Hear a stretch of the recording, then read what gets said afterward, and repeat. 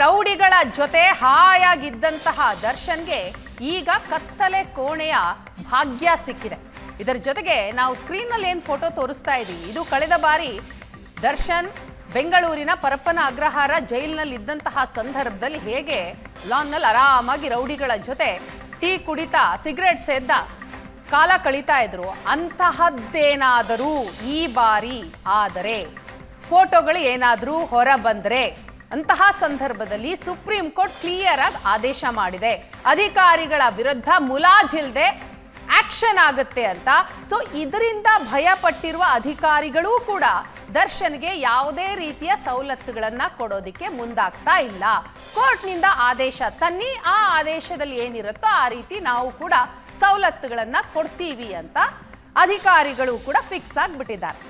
ಈ ಬಗ್ಗೆ ಮತ್ತೆ ಡೀಟೇಲ್ಸ್ ಕೊಡ್ತಾರೆ ರಮೇಶ್ ನಮ್ಮನ್ನ ಜಾಯ್ನ್ ಆಗಿದ್ದಾರೆ. ರಮೇಶ್, ನಾವು ಗಮನಿಸ್ತಾ ಇದ್ವಿ ಕಳೆದ ಬಾರಿ ದರ್ಶನ್ ಜೈಲಿನಲ್ಲಿ ಇದ್ದಂತಹ ಸಂದರ್ಭದಲ್ಲಿ ಯಾವ ರೀತಿ ರಾಜಾತಿಥ್ಯ ಸಿಕ್ತು, ಅದಾದ ನಂತರ ಫೋಟೋ ಲೀಕ್ ಆದ ಮೇಲೆ ಅವ್ರನ್ನ ಬಳ್ಳಾರಿಯ ಜೈಲ್ಗೆ ಶಿಫ್ಟ್ ಮಾಡಲಾಯಿತು. ಅಲ್ಲೂ ಕೂಡ ಕೋರ್ಟ್ಗೆ ಮನವಿ ಮಾಡಿ ಮಾಡಿ ಮಾಡಿ ಕೆಲವೊಂದಿಷ್ಟು ಸವಲತ್ತುಗಳನ್ನು ಪಡೆದುಕೊಂಡ್ರು. ಆದರೆ ಈಗ ಸುಪ್ರೀಂ ಕೋರ್ಟ್ ಆದೇಶನೇ ಇದೆ, ಕ್ಲಿಯರ್ ಹೇಳಿದೆ, ಸಾಮಾನ್ಯ ಖೈದಿ ಯಾವ ರೀತಿಯಾಗಿರ್ತಾನೋ ಅದೇ ರೀತಿ ವಿಚಾರಣಾಧೀನ ಆರೋಪಿಯಾಗಿ ದರ್ಶನ್ ಕೂಡ ಇರಬೇಕು ಅನ್ನುವಂಥದ್ದು.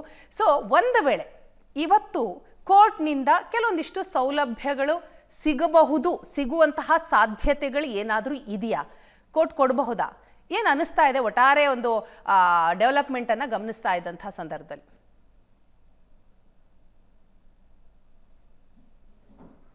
ಕೊಟ್ಟಂತ ಒಂದು ಕಠಿಣವಾದಂತ ಆದೇಶ ಅಂತ ಹೇಳ್ಬೇಕಂದ್ರೆ ಈ ಹಿಂದೆ ಪರಪ್ಪನಗರ ಜೈಲಿನಲ್ಲಿದ್ದಂತ ಸಂದರ್ಭದಲ್ಲಿ ಮತ್ತೆ ಬಳ್ಳಾರಿ ಜೈಲಿನ ಸಂದರ್ಭದಲ್ಲಿ ಒಂದಷ್ಟು ಏನೋ ರಾಜಾತಿಥ್ಯವನ್ನ ಪಡ್ಕೊಳ್ಳಲಾಗಿತ್ತು. ಅದೇ ವಿಶೇಷವಾಗಿ ಬೆಂಗಳೂರು ಜೈಲಿನಲ್ಲಿ ರೌಡಿಗಳ ಜೊತೆ ಸೇರ್ಕೊಂಡು ಅಂದ್ರೆ ಸಿಗರೇಟ್ ಸೇರುವಂತದ್ದಾಗ್ಲಿ ಮತ್ತೆ ಒಂದ್ ರೀತಿ ಸಿನಿಮಾ ಶೂಟಿಂಗ್ ಸ್ಪಾಟ್ ಅಲ್ಲಿ ಇದ್ದಂತ ರೀತಿ ಆತ ಇದ್ದಂತದ್ದಾಗ್ಲಿ ಮತ್ತೆ ವಿಡಿಯೋ ಕಾಲ್ಗಳಲ್ಲಿ ಬೇರೆಯವ್ರ ಜೊತೆ ಮಾತನಾಡಿದಂತದ್ದು ಮತ್ತೆ ಬೇರೆ ಬೇರೆ ಎಲ್ಲಾ ರೀತಿಯಾದಂತಹ ಸವಲತ್ತುಗಳನ್ನ ಪಡ್ಕೊಂಡಿದ್ದೆ. ಅದಕ್ಕೆ ಸಂಬಂಧಪಟ್ಟಂತೆ ದೂರುಗಳು ಕೂಡ ದಾಖಲಾಗಿದ್ದು. ಈ ವಿಷಯವನ್ನ ಸುಪ್ರೀಂ ಕೋರ್ಟ್ ಅತ್ಯಂತ ಗಂಭೀರವಾಗಿ ತೆಗೆದುಕೊಳ್ತು. ಅಂದ್ರೆ ಎಲ್ಲರೂ ಕೂಡ ಕಾನೂನಲ್ಲಿ ಸಮಾನರೇ, ಈ ರೀತಿಯಾದಂತಹ ಸೆಲೆಬ್ರಿಟಿ ಸ್ಟೇಟಸ್ ಇದೆ ಅನ್ನುವಂತ ಕಾರಣಕ್ಕೆ ಈ ರೀತಿ ವಿಶೇಷ ಸೌಲಭ್ಯಗಳನ್ನ ಕೊಡಬಾರ್ದು, ಕೊಟ್ಟಂತ ಅಧಿಕಾರಿಗಳ ವಿರುದ್ಧ ಯಾಕೆ ಕ್ರಮವನ್ನು ತೆಗೆದುಕೊಂಡಿಲ್ಲ ಅನ್ನುವಂಥದ್ದು ಒಂದ್ ಕಡೆ. ಆದ್ರೆ ಮತ್ತೊಂದು ಕಡೆ ಈಗ ಮತ್ತೆ ಜೈಲಿಗೆ ಹೋದ ನಂತರ ಏನಾದ್ರೂ ವಿಶೇಷ ಸೌಲಭ್ಯಗಳನ್ನ ಕೊಟ್ಟಿದ್ದೇ ಆದಲ್ಲಿ ಅವರ ವಿರುದ್ಧ ಅಂದ್ರೆ ಕಠಿಣವಾದ ಕ್ರಮವನ್ನ ಸುಪ್ರೀಂ ಕೋರ್ಟ್ ತೆಗೆದುಕೊಳ್ಬೇಕಾಗುತ್ತೆ ಅನ್ನುವಂತ ನಿಟ್ಟಿನಲ್ಲಿ ಒಂದು ಆದೇಶವನ್ನ ಕೂಡ ಮಾಡಿರುವಂತಹದ್ದು. ಸೊ ಆ ಒಂದು ಹಿನ್ನೆಲೆಯಲ್ಲಿ ಜೈಲಿನಲ್ಲಿ ಅಧಿಕಾರಿಗಳು ಈ ಸಾಮಾನ್ಯವಾಗಿ ಬೇರೆ ಯಾವ್ದಾದ್ರು ಕೈಗಳಿಗೆ ಹೋದ್ರೆ ಜೈಲಿನ ಅಧಿಕಾರಿಗಳೇ ಕೆಲವು ಸಿಬ್ಬಂದಿಗಳೇ ಕದ್ದು ಮುಚ್ಚಿ ಒಂದಷ್ಟು ಸೌಲಭ್ಯಗಳನ್ನ ಕೊಡ್ತಾರೆ. ಆ ರೀತಿ ಜೈಲು ಅಧಿಕಾರಿಗಳು ಜೈಲು ಸಿಬ್ಬಂದಿಗಳು ಕೂಡ ಯಾವುದೇ ಸೌಲಭ್ಯಗಳನ್ನ ಅವ್ರು ಕೊಡ್ಲಿಕ್ಕೆ ಸಿದ್ಧ ಇಲ್ಲ. ಮತ್ತೆ ಬೇರೆ ಇರುವಂತಹ ಸಹ ಕೈದಿಗಳು ಎನ್ಫ್ರೆಂಚ್ಡ್ ಕೈದಿಗಳು ಇರ್ತಾರೆ, ಅಂತವ್ರ ಕಡೆಯಿಂದ ಕೂಡ ಯಾವುದೇ ರೀತಿಯಾದಂತಹ ಒಂದು ಸೌಲಭ್ಯಗಳು ಸಿಗದಂತೆ ಜೈಲಿನ ಅಧಿಕಾರಿಗಳು ನೋಡ್ಕೊಳ್ತಾ ಇದ್ದಾರೆ. ಆ ಒಂದು ಕಾರಣಕ್ಕಾಗಿ ದರ್ಶನ್ ಪ್ರತ್ಯೇಕವಾಗಿ ಒಂದು ರೂಮ್ ನಲ್ಲಿ ಇದ್ದಾರೆ, ಅಥವಾ ಸೂರ್ಯನ ಬೆಳಕು ನೋಡ್ಲಿಕ್ಕೆ ಆಗ್ತಾ ಇಲ್ಲ, ಒಂದ್ ರೀತಿಯಲ್ಲಿ ವಾಸನೆ ಇದೆ, ಫಂಗಸ್ ಆಗಿದೆ, ಈ ಎಲ್ಲ ಆಗಿದ್ರಿಂದ ಎಲ್ಲ ಒಂದ್ ಕಡೆ ದರ್ಶನ್ ಇವತ್ತಿನ ಪರಿಸ್ಥಿತಿಗೆ ಬರ್ಲಿಕ್ಕೆ ಆತ ಈ ಹಿಂದೆ ಜೈಲಿನಲ್ಲಿ ನಡೆದುಕೊಂಡಂತ ರೀತಿಗೆ ಸೆಷನ್ಸ್ ಕೋರ್ಟ್ ಬಂದ ಒಂದು ಅರ್ಜಿಯನ್ನು ಸಲ್ಲಿಸುವ ಮೂಲಕ ನನಗೆ ಒಂದಷ್ಟು ಕನಿಷ್ಠ ಸೌಲಭ್ಯಗಳನ್ನ ಕೊಡಬೇಕು ಅನ್ನೋದು, ಇದರಲ್ಲಿ ಒಂದು ಜೈಲ್ ಮ್ಯಾನ್ಯುಯಲ್ ನಲ್ಲಿ ಇರುವಂತಹ ಸೌಲಭ್ಯಗಳನ್ನು ನಮಗೆ ಕೊಡ್ತಾ ಇಲ್ಲ ಅನ್ನೋಂಥದ್ದು ಒಂದ್ ಕಡೆ ಆರೋಪವನ್ನ ಮಾಡ್ತಾರೆ.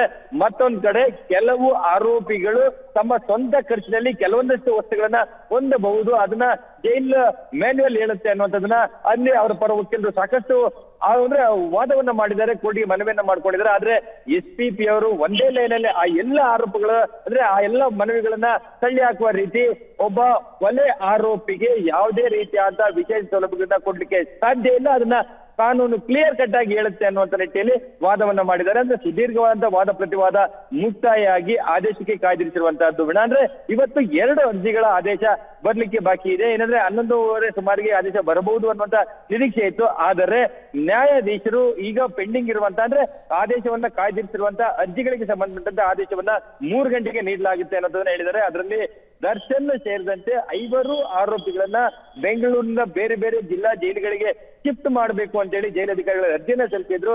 ಆ ಅರ್ಜಿಯ ಆದೇಶ ಇರುವಂತದ್ದು. ಅದರಲ್ಲಿ ದರ್ಶನನ ಬಳ್ಳಾರಿ ಜೈಲಿಗೆ, ಯಾಕೆಂದ್ರೆ ಈ ಹಿಂದೆ ಬೇಲ್ ಮೇಲೆ ರಿಲೀಸ್ ಆಗುವಂತ ಸಂದರ್ಭದಲ್ಲಿ ಯಾವ ಜೈಲಿನಲ್ಲಿ ಇದ್ರ ಅದೇ ಜೈಲಿನಲ್ಲಿ ಇಡಬೇಕು ಅನ್ನುವಂಥದ್ದು ಸುಪ್ರೀಂ ಕೋರ್ಟ್ ಒಂದಷ್ಟು ಕ್ಲಿಯರ್ ಕಟ್ ಆಗಿ ಹೇಳಿರೋದ್ರಿಂದ ಇಲ್ಲಿ ಸುಪ್ರೀಂ ಕೋರ್ಟ್ ನ ಆ ನಿರ್ದೇಶನಗಳನ್ನ ನಾವಿಲ್ಲಿ ಪಾಲನೆ ಮಾಡ್ಲೇಬೇಕಾಗುತ್ತೆ. ಹಾಗಾಗಿ ಅವ್ರನ್ನ ದರ್ಶನ ಬಳ್ಳಾರಿಗೆ ಶಿಫ್ಟ್ ಆಗುತ್ತೆ. ಹಾಗಾಗಿ ಅವ್ರನ್ನ ದರ್ಶನ ಬಳ್ಳಾರಿಗೆ ಶಿಫ್ಟ್ ಮಾಡಬೇಕು ಅನ್ನೋದು ಬೇರೆ ಬೇರೆ ಶಿವಮೊಗ್ಗ, ಬೆಳಗಾವಿ ಸೇರಿದಂತೆ ಬೇರೆ ಬೇರೆ ಕಡೆ ಶಿಫ್ಟ್ ಮಾಡಬೇಕಂತ ಉಳಿದ ಆರೋಪಿಗಳಿಗೆ ಅರ್ಜಿಯನ್ನು ಸಲ್ಲಿಸಿದ್ದಾರೆ. ಅದಕ್ಕೆ ಸಂಬಂಧಪಟ್ಟಂತೆಯೂ ಆದೇಶ ಬರಲಿದೆ. ಈ ಸಂದರ್ಭದಲ್ಲಿ ದರ್ಶನ್ ಪರ ವಕೀಲರು ಕೂಡ ಎಲ್ಲೋ ಟ್ರಯಲ್ ಆರಂಭ ಆಗುತ್ತೆ, ಆರಂಭದ ಸಂದರ್ಭದಲ್ಲಿ ಪ್ರತಿ ಸಾರಿ ಕೋರ್ಟ್ಗೆ ಕರ್ಕೊಂಡು ಬಂದು ಹೋಗ್ಲಿಕ್ಕೆ ಸಮಸ್ಯೆ ಆಗುತ್ತೆ ಅನ್ನೋದನ್ನ ವಾದವನ್ನ ಮಾಡಿದ್ರೆ, ಆದ್ರೆ ವಿಡಿಯೋ ಕಾನ್ಫರೆನ್ಸ್ ಮೂಲಕ ಕೂಡ ಮಾಡ್ಲಿಕ್ಕೆ ಸಾಧ್ಯ ಇದೆ ಅಂತೇಳಿ SPP ಅವರು ವಾದವನ್ನ ಮಾಡಿದ್ರು. ಹಾಗಾಗಿ ದರ್ಶನ್ ಇವತ್ತು ಪರಪ್ನಗರ ಜೈಲಿನಿಂದ ಬಳ್ಳಾರಿ ಜೈಲಿಗೆ ಶಿಫ್ಟ್ ಆಗ್ತಾನಾ ಇಲ್ವಾ ಅನ್ನುವಂಥದ್ದು 3 ಗಂಟೆ ಗೊತ್ತಾಗುತ್ತೆ. ಅದಕ್ಕಿಂತ ಪ್ರಮುಖವಾಗಿ ಆತ ಏನು ನನಗೆ ಜೀವಿಸ್ಲಿಕ್ಕೆ ಸಾಧ್ಯ ಆಗ್ತಾ ಇಲ್ಲ, ಏನನ್ನೂ ಕೊಡ್ತಾ ಇಲ್ಲ ಅಧಿಕಾರಿಗಳು, ಜೈಲಧಿಕಾರಿಗಳು, ಹಾಗಾಗಿ ನನಗೆ ಒಂದು ತೊಟ್ಟು ವಿಷವನ್ನ ಕೋರ್ಟೇ ಆದೇಶ ಕೊಡಿ, ಆದೇಶವನ್ನು ಮಾಡಿ ಕೊಡಿಸಿಬಿಡಿ ಅಂತೇಳಿ ಮನವಿಯನ್ನು ಮಾಡಿಕೊಂಡ್ರು.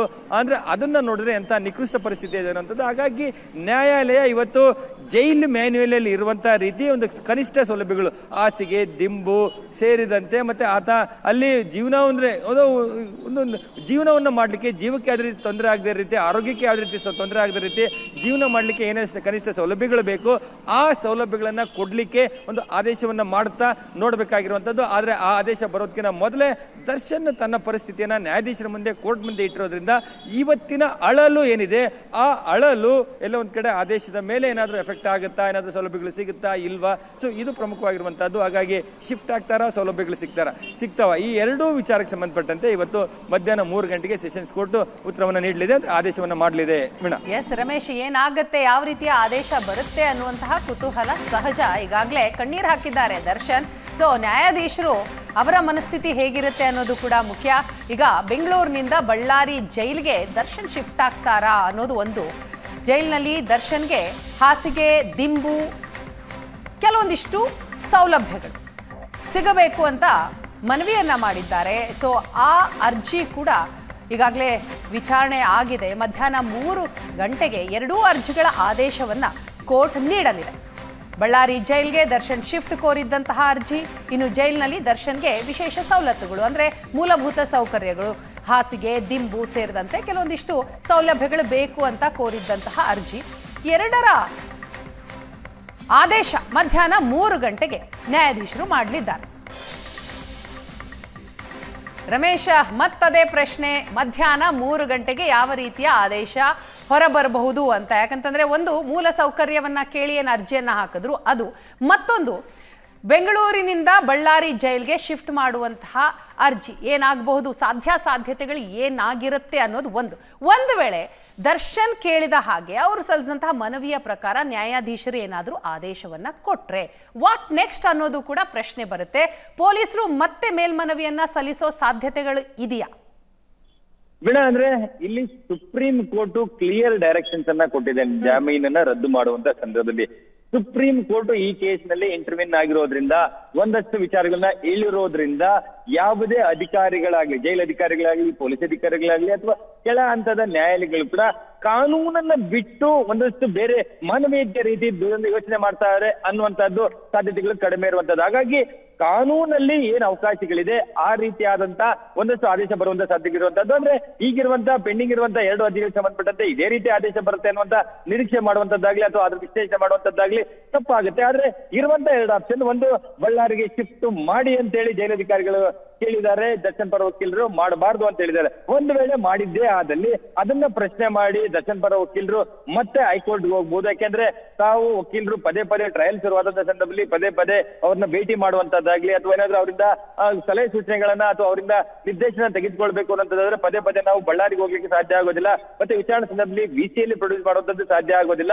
ಹಾಗಾಗಿ ಫಿಸಿಕಲ್ ಪ್ರೆಸೆನ್ಸ್ ಮಾಡ್ಬೇಕಂದ್ರೆ ಬಳ್ಳಾರಿ ಜಿಲ್ಲೆಯಲ್ಲೇ ಇರ್ಬೇಕಾಗುತ್ತೆ ಅನ್ನುವಂಥ ನಿಟ್ಟಿನಲ್ಲಿ ಅಂದ್ರೆ ಸೆಷನ್ಸ್ ಕೋರ್ಟ್ ಒಂದ್ ವೇಳೆ ಬಳ್ಳಾರಿ ಶಿಫ್ಟ್ ಮಾಡುವಂತ ಆದೇಶ ಮಾಡಿದೆ ಆದ್ರೆ ಆ ರೀತಿ ಪ್ರಶ್ನೆ ಮಾಡಿಕೊಂಡು ಹೈಕೋರ್ಟ್ಗೆ ಹೋಗುವಂತ ಸಾಧ್ಯತೆಗಳಿರುವಂತದ್ದು. ಒಂದ್ ವೇಳೆ ಶಿಫ್ಟ್ ಆಗ್ಲಿಲ್ಲ ಅಂದ್ರೆ ಆ ಸಂಬಂಧಪಟ್ಟಂತೆ ಮತ್ತೆ ಜೈಲಧಿಕಾರಿಗಳು ಅಥವಾ SPP ಅವರು ಹೈಕೋರ್ಟ್ ಮುಂದೆ ಹೋಗುವಂತ ಸಾಧ್ಯತೆಗಳು ಕೂಡ ಇರುವಂತಹದ್ದು. ಇದು ಒಂದ್ ಕಡೆ ಶಿಫ್ಟ್ಗಿನ ವಿಚಾರಕ್ಕಾದ್ರೆ, ಇನ್ನೊಂದು ಒಂದಿಷ್ಟು ಕನಿಷ್ಠ ಸೌಲಭ್ಯಗಳು ಅಂತ. ಯಾಕೆಂದ್ರೆ ಈ ಹಿಂದೆ ಆತ ದರ್ಶನ್ ಬೆಂಗಳೂರು ಪರಪ್ನಗರ ಜೈಲಿನ ಸಂದರ್ಭದಲ್ಲಿ ನೇರವಾಗಿ ಹೈಕೋರ್ಟ್ ಮುಂದೆ ಅರ್ಜಿಯನ್ನ ಸಲ್ಲಿಸಿ ನನಗೊಂದಷ್ಟು ಕನಿಷ್ಠ ಸೌಲಭ್ಯಗಳನ್ನ ಕೊಡಬೇಕು ಅನ್ನುವಂಥದ್ದನ್ನ ಹೇಳಿದ್ರು. ಆವಾಗ್ಲೂ ಕೂಡ ಸಂಬಂಧಪಟ್ಟಂತೆ ಹೈಕೋರ್ಟ್ ಸೂಚನೆ ಕೊಟ್ಟಿದೆ. ಕೇಳ್ಕೊಳ್ತಾರೆ, ಜೈಲ್ ಮ್ಯಾನ್ಯುಯಲ್ ನಲ್ಲಿ ಏನೆಲ್ಲ ಕೊಡ್ಲಿಕ್ಕೆ ಅವಕಾಶಗಳಿದೆ ಅದನ್ನ ಕೊಡಿ ಅನ್ನುವಂಥದ್ದನ್ನ ಕೂಡ ಹೇಳಿತ್ತು. ಹಾಗಾಗಿ ಇವತ್ತು ಕೂಡ ಒಂದಷ್ಟು ಏನೋ ಕೆಲವು ಕಾನೂನು ತಜ್ಞರು ಹೇಳುವಂತದ್ದು ಏನಂದ್ರೆ, ಒಂದ್ ವೇಳೆ ಕಾನೂನಲ್ಲಿ ಏನು ಅವಕಾಶಗಳಿದೆ ಅದನ್ನ ಮಾತ್ರ ಕೊಡಿ ಅಂತ ಹೇಳಬಹುದು, ಅಥವಾ ಅಲ್ಲೇನೋ ಒಂದ್ ರೀತಿ ಬೆಳಕು ಸಿಗದೆ ಇರುವಂತ ಫಂಗಸ್ ಬೆಳೆಯುವಂತ ರೀತಿ ಬೆಳಕನ್ನೇ ಸೂರ್ಯನ ನೋಡ್ಲಿಕ್ಕೆ ಆಗದೆ ಇರುವಂತ ಪರಿಸ್ಥಿತಿ ಇದೆ. ಅದಕ್ಕೆ ಸಂಬಂಧಪಟ್ಟಂತೆ ಒಂದಿಷ್ಟು ಏನಾದ್ರೂ ಆಲ್ಟರ್ ಮಾಡಿ ಅಥವಾ ಅವ್ರಿಗೆ ಬೆಳಕು ಗಾಳಿ ಬೆಳಕಿರುವಂತ ಕಡೆ ಹಾಕಿ ಅಥವಾ ಅಲ್ಲಿ ಗಾಳಿ ಬೆಳಕು ಬರುವ ರೀತಿ ನೋಡ್ಕೊಳ್ಳಿ ಅಂತ ಹೇಳಿ ಹೇಳುವಂತ ಸಾಧ್ಯತೆಗಳು ಕೂಡ ಇರುವಂತದ್ದು. ಹಾಗಾಗಿ ಆದ್ರೂ ಕೂಡ ನ್ಯಾಯಕ್ಕೆ ಸುಪ್ರೀಂ ಕೋರ್ಟ್ ನ ಆದೇಶವನ್ನ ಓವರ್ಲ್ಯಾಪ್ ಮಾಡಿ ಕೆಳ ನ್ಯಾಯಾಲಯಗಳಾಗ್ಲಿ ಅಧಿಕಾರಿಗಳಾಗ್ಲಿ ಅವ್ರಿಗೇನೋ ವಿಶೇಷ ಸೌಲಭ್ಯಗಳನ್ನ ಅಥವಾ ಬೇರೆ ತಮ್ಮ ಸ್ವಂತ ಖರ್ಚಿನಲ್ಲಿ ಅವಕಾಶಗಳಂದ್ರೆ ವಸ್ತುಗಳನ್ನ ಇಟ್ಕೊಳ್ಳಿಕ್ಕೆ ಅವಕಾಶವನ್ನ ಸಿಗುವಂತ ಸಾಧ್ಯತೆಗಳು ಕಡಿಮೆ ಇರುವಂತದ್ದು. ಹಾಗಾಗಿ ಇಲ್ಲಿರುವಂತದ್ದು ಏನಂದ್ರೆ, ಒಂದು ಜೈಲಿನ ಅಧಿಕಾರಿಗಳು ಇತರೆ ಕೈದಿಗಳಿಗೆ ಏನು ಒಂದು ಬೆಡ್ ಹಾಸಿಗೆಯನ್ನ ಚಾಪೆಯನ್ನ ಕೊಡ್ತಾರೆ, ಒಂದು ಉತ್ತಮವಾದಂತಹ ಚಾಪೆ ಕೊಡ್ಬೋದು ಅಥವಾ ದಿಂಬು ಕೊಡ್ಬೋದು, ಅದಕ್ಕೆ ಸಂಬಂಧಪಟ್ಟಂತೆ ತಟ್ಟೆ ಲೋಟ ಈ ರೀತಿಯಾದಂತ ಒಂದಷ್ಟು ಕನಿಷ್ಠ ಸೌಲಭ್ಯಗಳನ್ನ ಕೊಡಬಹುದನ್ನ ಹೊರತುಪಡಿಸಿದ್ರೆ, ಅಥವಾ ಒಂದು ಬಟ್ಟೆಯನ್ನ ಮನೆಯಿಂದ ತೆಗೆದುಕೊಂಡಂತ ಬಟ್ಟೆಗಳನ್ನ ಕೊಡುವಂತದ್ದು ಈ ರೀತಿ ಮಾಡಬಹುದೇ ಹೊರತು, ಅಥವಾ ಮನೆಯಿಂದನೇ ಊಟವನ್ನ ಕೊಡಿ ಅನ್ನುವಂಥದ್ದಾಗ್ಲಿ, ಅಥವಾ ಮನೆಯಿಂದ ಒಂದು ಏನೋ ದಪ್ಪನೆಯ ಮ್ಯಾಟ್ರೆಸ್ ಅನ್ನ ಕೊಡಿ ಅನ್ನುವಂತ, ಮತ್ತೆ ಅಥವಾ ಬೆಡ್ಶೀಟ್ ಅನ್ನ ಅಂದ್ರೆ ಹುಲ್ಲನ್ನು ಅಂದ್ರೆ ಒಂದು ಬೆಚ್ಚನೆ ಬೆಡ್ಶೀಟ್ ಅನ್ನ ಕೊಡಿ, ಅದು ಮನೆಯ ಸ್ವಂತ ಖರ್ಚಿನಲ್ಲಿ ಕೊಡಿ, ಈ ರೀತಿಯಾದ ಆದೇಶಗಳು ಬರ್ತಾ ಅದು ಆ ಸಾಧ್ಯತೆಗಳು ಕೂಡ ಕಡಿಮೆ ಇರುವಂತದ್ದು. ಹಾಗಾಗಿ ಕೋರ್ಟ್ ಇವತ್ತು ಜೈಲು ಮ್ಯಾನ್ಯುಯಲ್ ನಲ್ಲಿ ಒಬ್ಬ ಅಂಡರ್ ಟ್ರಯಲ್ ಪ್ರಿಸನರ್ ಗೆ ಏನೆಲ್ಲ ಅವಕಾಶಗಳನ್ನ ಕೊಡ್ಬೇಕು ಅನ್ನುವಂಥದ್ದಿದೆ ಅದನ್ನ ಕೊಡಿ ಅನ್ನುವಂಥದ್ದು. ಮತ್ತೆ ಈಗೇನು ಅದೇ ಆರೋಪವನ್ನ ಮಾಡ್ತಿದ್ರೆ ದರ್ಶನ್ ಪರ ವಕೀಲರು, ನಮ್ಗೆ ಜೈಲ್ ಮ್ಯಾನ್ಯುಯಲ್ ಇರುವಂತದ್ದನ್ನು ಕೂಡ ಕೊಡ್ತಾ ಇಲ್ಲ ಅಂತಿದ್ರೆ ಆದೇಶವನ್ನು ಮಾಡ್ತಾರೆ, ಅದು ಸರಿಯಲ್ಲ. ಒಬ್ಬ ಇತರೆ ಕೈದಿಗಳಿಗೆ ಏನೆಲ್ಲ ಸೌಲಭ್ಯಗಳನ್ನ ಕೊಡ್ತಾರೆ ಆ ಸೌಲಭ್ಯಗಳನ್ನ ಕೊಡಿ ಅನ್ನುವಂಥದ್ದನ್ನ, ಮತ್ತೆ ಅದಕ್ಕೆ ಸಂಬಂಧಪಟ್ಟಂತೆ ಕೋರ್ಟಿಗೆ ಒಂದಷ್ಟು ಮಾಹಿತಿಗಳನ್ನ ಕೊಡಿ ಅಂತ ಹೇಳಿ ಹೇಳುವಂತ ಸಾಧ್ಯತೆಗಳು ಕೂಡ ಇರುವಂತದ್ದು. ಹಾಗಾಗಿ ಇಲ್ಲಿರುವಂತದ್ದು ಬಳ್ಳಾರಿಗೆ ಶಿಫ್ಟ್ ಆಗ್ತಾರ, ಒಂದಷ್ಟು ಸೌಲಭ್ಯಗಳು ಸಿಗ್ತಾ, ಈ ಎಲ್ಲಾ ವಿಚಾರಗಳು ಕೂಡ ಮಧ್ಯಾಹ್ನ 3:30 ಒಳಗಾಗಿ ಈ ಪ್ರಶ್ನೆಗಳಿಗೆ ಉತ್ತರ ಸಿಗುತ್ತೆ. Veena, thank you Ramesh.